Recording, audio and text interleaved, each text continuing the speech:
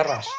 معليش تحكوا على العباد اللي راهي في القرايه راهي عندنا باطل، وحنا في الجزائر ماناش الاطفال تاعنا ماهمش يخدموا، بصح لما يكبروا راهم يسرقوا.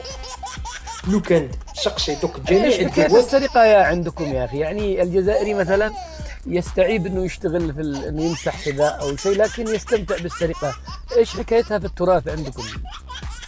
هي عندنا السرقه حلال، والله غير حلال. تقل هي كيف حالها؟ هاني نعرف في الدين تاعنا السارق تقطع يده. ايوه.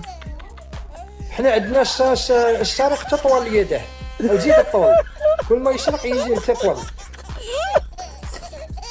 ماهوش يحبس. والله احنا خلاص، احنا تعرف الخوارزمية هذه تاع العالم، والله غير قلبناها او رجعناها رأسا على عقب. الله يهديك يا رب. كمل يا اخي، كمل كمل كمل كمل. والله ويقول لك احنا لاباس بينا، والله غير احنا لاباس بينا الحمد لله يا ربي.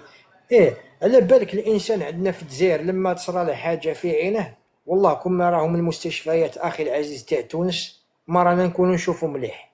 دوك هذا اللي راهو يشوف دوك في الهاتف تاعه، لو كان موجه راح صرات له حاجه في عينه وراح شافه الطبيب تاع تونس، والله ما هو يشوفك مليح، هو كلكم يشوفك على عميان. زوج. لولا تونس كلكم عميان. والله قسما عظما ما هو عندنا طب العيون يا اخي. شوف نقول لك حاجه، طب العيون وطب السرطان وطب الحروق هادو ماهوش كاينين في الجزائر، هادو في ثلاثه لا حذاء. نفتقر اليهم. نفتقر اليه. لو كان نحكي لك